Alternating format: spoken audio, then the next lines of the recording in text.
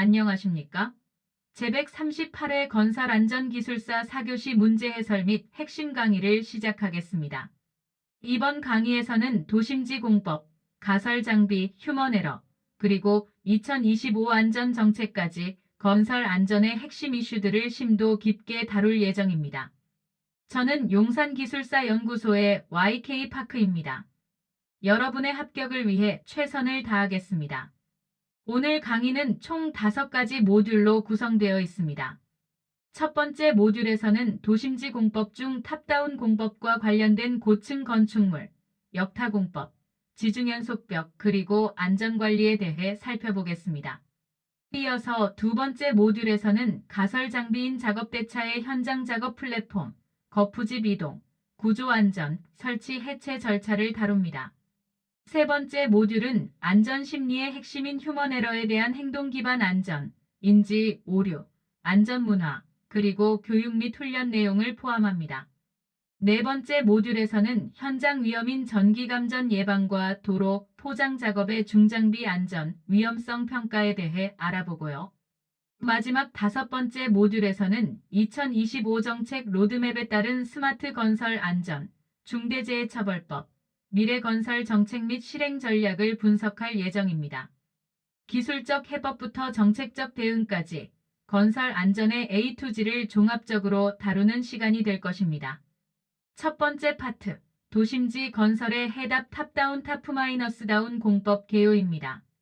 탑다운 공법은 재래식 공법과 달리 위에서 아래로 짓는 역타 공법을 의미합니다.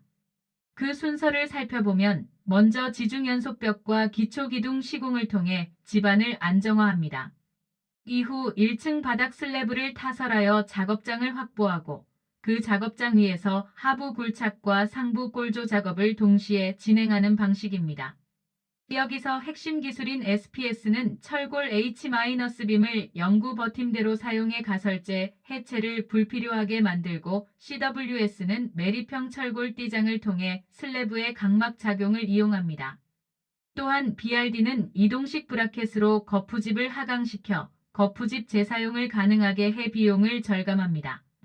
이 공법의 가장 큰 장점은 민원 해결, 즉 소음과 분진을 차단하며 상부와 하부 공사를 동시 진행하여 공기를 단축할 수 있다는 점입니다. 이러한 탑다운 공법의 핵심 안전관리 대책은 코샤 가이드 C-60-2015에 명시되어 있습니다. 상부 하중은 1층 작업장의 허용 하중인 제곱미터당 2.5톤을 엄수해야 합니다. 특히 밀폐 공간에서의 질식 방지를 위해 환기 시스템, 즉 급배기 시스템은 필수적입니다. 또한 지하 공간은 조도 75럭스 이상의 충분한 조명과 화재 감시자 배치를 통해 화재 위험에 대비해야 합니다.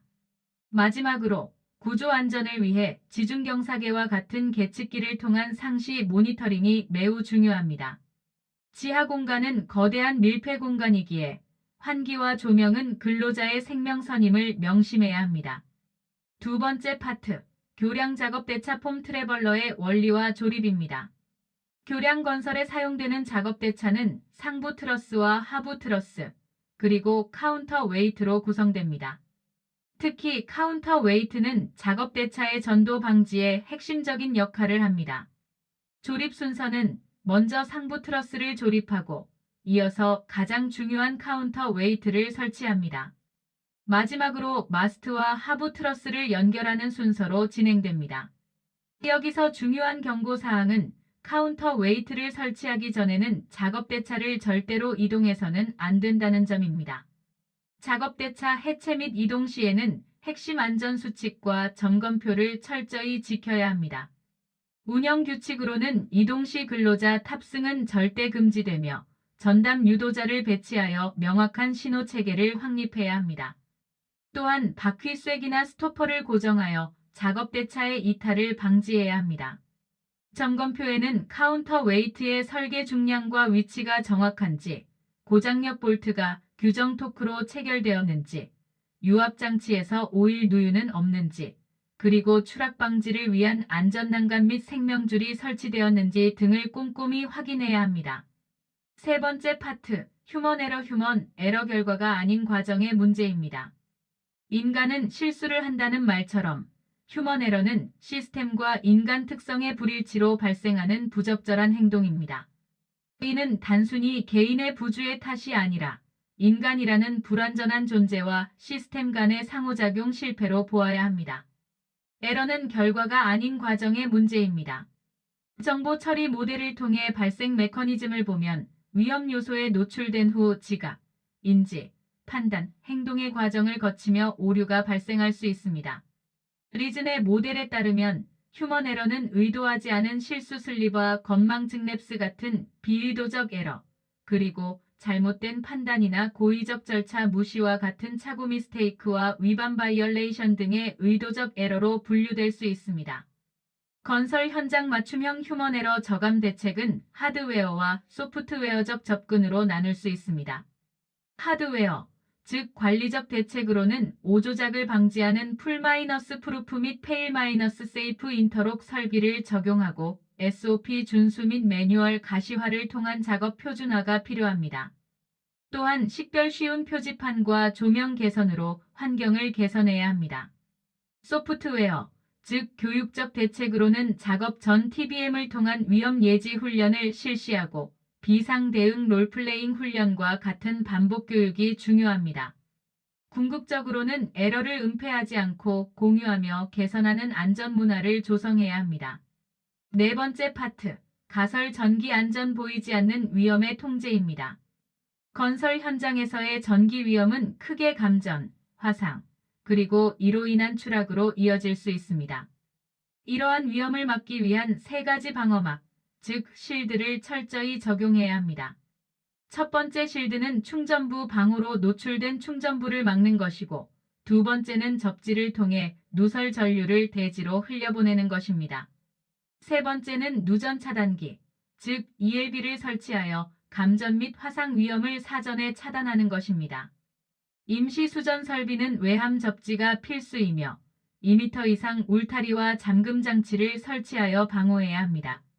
또한 침수 없는 고지대에 설치하는 것이 중요합니다. 아스콘 포장 작업은 장비와 사람이 공존해야 하는 현장으로 각 주체별 안전 원칙이 중요합니다. 기계 운전자는 사각지대를 반드시 확인하고 후진 경보기 및 센서를 작동시켜야 하며 유도자 없이는 절대 이동해서는 안 됩니다. 현장 근로자는 장비 회전 반경 내 접근을 금지하고 반사조끼와 안전화를 착용하며 섭씨 120도에서 150도에 이르는 고열에 주의해야 합니다. 관리 감독자는 신호수를 배치하고 교육하며 라바콘 등을 활용하여 장비와 근로자의 동선을 명확히 분리해야 합니다. 특히 덤프트럭이 피니셔 호퍼로 후진할 때 발생하는 협착사고에 각별히 주의해야 합니다. 표준 유도 신호는 생명을 지키는 약속입니다. 신호수는 반사조끼, 신호봉, 호각을 착용하고 장비 전방 510m 지점에서 운전자와 눈을 마주쳐야 합니다. 신호가 불분명할 경우 즉시 작업을 중단하는 것이 원칙입니다. 주요 신호로는 전진, 후진, 정지, 그리고 가장 중요한 긴급 정지가 있습니다. 이 신호들을 명확히 숙지하고 따라야 합니다. 다섯 번째 파트, 2025 노동안전 종합대책 패러다임의 대전환입니다. 과거의 노동안전 패러다임은 사후 처벌 위주였고 안전을 단순히 비용으로 인식했습니다. 그 결과 우리는 산재공화국이라는 오명을 얻었습니다. 하지만 2025년부터는 선제적 예방과 경제적 제재를 통해 안전을 기업의 생존과 경쟁력의 핵심 가치로 삼는 새로운 패러다임으로 전환될 것입니다. 핵심은 자기규율 예방 체계의 확립이며 이를 위해 2조 7,230억 원이라는 대규모 예산이 예방 지원에 투입될 예정입니다. 이러한 패러다임 전환을 위한 4대 핵심 추진 과제는 지원, 책임, 권리 그리고 제재입니다. 지원 측면에서는 스마트 안전 장비 구입 시 최대 90% 지원과 소규모 사업장 컨설팅이 이루어집니다. 책임은 원청과 하청의 상생 구조를 만들고 적정 공사비와 기간 산정을 의무화하는 것입니다. 권리는 근로자의 작업 중 직권을 위험 우려 시까지 확대하고 산재 은폐 신고에 대한 포상을 강화하는 것입니다.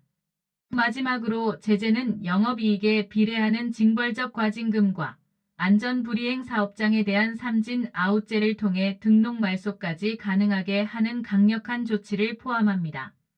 기업은 이러한 규제 리스크를 넘어 지속 가능한 경영을 위한 대응 전략을 수립해야 합니다. 과징금 현실화와 ESG 대출 제한 등 금융 리스크를 분석하고 입찰 제한 및 매출 기회 상실로 이어질 수 있는 수주 리스크에도 대비해야 합니다. 이를 위해 첫째, 원하청 통합안전보건위원회를 통해 공동 거버넌스를 구축하고 둘째, AI 위험성 평가 및 스마터 장비 도입 등 스마트 안전에 투자해야 합니다. 셋째, 작업 중지권 매뉴얼화를 통해 내부 신고 절차를 확립해야 합니다. 이제 안전 역량은 기업의 신용 등급이자 수주 경쟁력의 핵심 지표임을 명심해야 합니다. 오늘 강의를 요약하고 결론을 말씀드리겠습니다. 첫째, 기술적인 측면에서는 탑다운 공법과 밀폐 공간의 안전 관리가 중요하며 이는 공기와 비용 절감뿐만 아니라 안전 확보의 핵심입니다. 둘째, 장비 측면에서는 교량 작업 대차의 카운터 웨이트와 조립 원칙을 준수하여 안전과 기술력을 동시에 확보해야 합니다. 셋째, 시스템적인 측면에서는 휴먼 에러를 차단하고 2025년 자기규율 예방 체계를 구축하여 안전 문화를 정착시켜야 합니다. 안전은 결코 우연이 아니라 치밀하게 설계된 과학이자 우리 모두의 약속입니다. 아는 만큼 보이고 실천하는 만큼 안전하다는 것을 기억하며 오늘 배운 내용들이 여러분의 현장에서 안전을 지키는 데 큰 도움이 되기를 바랍니다.